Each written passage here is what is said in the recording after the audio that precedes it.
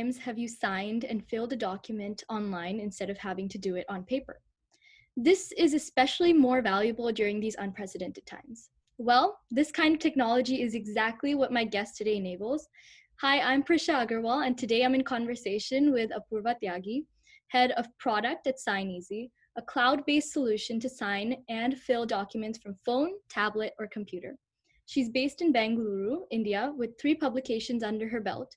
Ranked 13th globally in the International Women's Day Hackathon, Apoorva is an ambitious and dedicated leader. Welcome, Apoorva. Thank you so much for joining me here and talking a little bit about yourself.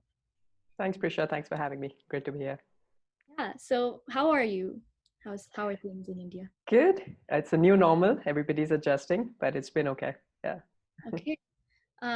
So I just wanted to first off know from you your journey, basically. How did you know that this was the field for you? How did you know? Was it like a gradual process? Did you have a vision for yourself? Talk a little bit about that. Yeah, it's been interesting for sure.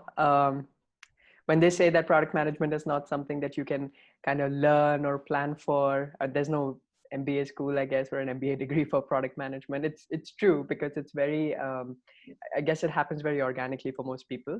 That was the case for me as well. I was always into tech. So my undergrad was also in computer science, did engineering in that in India. Then I went to Singapore for a year for my master's, also in computer science. And until then, I think I was very focused on, tech, engineering, coding. And then about a year after that, I moved back to India and joined SignEasy as an Android developer. So I worked on the Android app for about a year and a half. And around that time, I'll be honest, I didn't even know what a product manager actually does. At the beginning of my journey, right? I remember having many conversations about, okay, what is this product management? What does a product manager do? I had no idea. But in those first 2 years at SignEasy, when I was a developer, I think I really learned what it takes to build like a global product. And it was a very small team. I think when I joined, I was the 8th person or something coming in. So it was a really small team, and I had a really close view of what it takes to build a product. And the kind of role the product manager has, because it's kind of an intersection of business, tech, almost all the functions in the company. So that intrigued me. And then when the opportunity kind of presented itself in the company, SignEasy was generous enough to kind of offer it to me to try it out. And I did, and I loved it and haven't looked back since. Yeah. Fair enough. That's great. And talking about, like you said, you kind of started off in the technical route. Do you think those skills kind of helped you do help you in your current position? And do you think it's necessary to have those skills to succeed in this position or a position like this? Yeah, I wouldn't say it's necessary, but I would say that it definitely helps me. And the reason being product management, of course, some roles, some product management roles are different, but the ones that are very internal facing and the ones where you are actively working on the product development and feature development, you have to interact with your engineers a lot, right? And that helps, it just helps to be able to have that conversation in their language, and also be able to really understand what it takes to build this feature or this product or whatever you have in mind, right? Because actually without understanding what the execution is going to look like, it's really, I don't think it's a complete job of what a product manager does. So it definitely helps. Although having said that, I wouldn't say that it's a deal breaker. Like if anybody wants to move into product management, I don't think they need an engineering / coding background at all. In fact, we have product managers at SignEasy who do not have a coding background at all, and they're doing just fine. And they're doing pretty well. So yeah, I think any background works as long as you love, technology. And I think especially for a tech product manager, if you love technology and building products, I think, yeah, you're good. Yeah. Okay. And I see that you have taken a lot of additional courses other than, of course, the formal degree that you have to take. And I wanted to know, like, is that something that you believe in? Do you believe in extra knowledge that maybe helped you, or what's your take on that? Yeah, well, I think some of the courses that I have taken, they were something that SignEasy kind of enabled for me. And I think given that product management, again, going back to what I had said, is something that you can't really learn or you don't really earn a degree in. It's a constant journey of continuous learning, and constantly like trying to, just seeing what's out in the market, just trying to, because there's so many things that you have to constantly think about. Sure, you're coming from an engineering background like I did, but you are constantly working with marketing, you're constantly working about feature launches, and you're thinking about the competitors and strategy and whatnot, right? So you have to, I guess, constantly keep learning from like all these different sources that you can. So I'm an avid reader, and I love the idea of just having a growth mindset, and constantly like trying to learn, because that's what keeps you, I guess, relevant as well. Just trying to constantly grow and learn yourself. Okay. And how do you, since you're like a product manager, this is very specific to your job. Mhm. Um, I was really curious about, you come up with these new products, you help with the launch and everything, like from step one. Where do you find your inspiration, and um, how do you get these ideas? Yeah, it's interesting because it's something that I think happens, and again, very organically, and something that you, considering that you're always thinking about the product and thinking about the product's growth, it's not, it's hardly ever, I don't think I've ever had a eureka moment. It's usually, like months and months of just things coming together. So in terms of, I guess, or at a very high level, how a product roadmap or how ideas come together, it's a lot of collaboration. So it's a lot of what your sales team is telling you in terms of, what are potential customers asking for. It's a lot of what your existing customers are telling you, what your customer facing team is telling you, even what your marketing team is telling you in terms of, what competitors might be doing, what our positioning is like.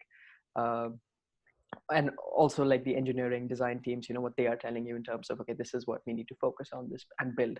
And I think the PM's job is kind of take in all these inputs, because they're coming in constantly, right? And especially also kind of taking all that in and kind of channeling that towards like the company strategy and product strategy, and aligning that with everything and filtering out. So it's a lot of just putting all these pieces together and making them work together towards the company's growth and the company's vision. So I think it's a lot of collaboration and just being that coordinator, I think. Yeah. Yeah. Would you say that product manager is more of the creative, like in a creative mindset when they're working? Well, I think it's both. It's creative as well as just being super practical and logical. I think the number one thing that I do day in and day out is constant prioritization and decision making. And it's not a lot of actually creating. It's more of enabling other people to kind of create and bring it together. Um, I was speaking to someone recently, and they put it really well when they said that it's a role of a movie director, where you yourself are not performing, Mhm. and you're not being the creative one. You're not the one bringing a specific skill, but it's your job to kind of make it all work together and bring your vision and the company's vision to life. Um, yeah, I don't know if that answers your question. Yeah. It's a really cool way of putting it. I can totally imagine that. Yeah. So, um, okay. And you said you started off in the technical route. I'm repeating myself, but uh, and you've kind of seen, you've like evolved, right? In your choices. So, what would you say are some career options for people in the tech industry other than the traditional thing of engineer? Oh, that's a great question. I think when you say tech industry, I think there are two parts to it. One is, of course, that you're working in the tech industry. So you're probably working in a tech company, tech products, right? But there are also functions that you are uh, uh, kind of responsible for, right? And it could be marketing, sales, engineering, what product management, finance, it could be anything. So if you're in the tech industry, of course, and as part of a tech product, I think all the functions are kind of open to you, because especially if you live in Bangalore, where it's like the Silicon Valley of India, every other company is a tech company, and I'm sure there are roles for everybody.